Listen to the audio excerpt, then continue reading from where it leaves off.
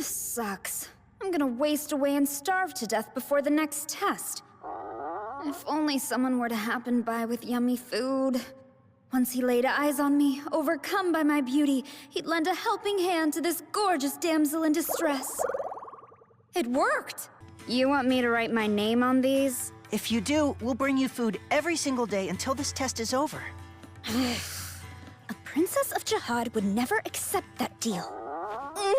On top of that, Don't mess this up! let's wait to fight until you're feeling better. On today's special menu, we have a really delicious chicken pie.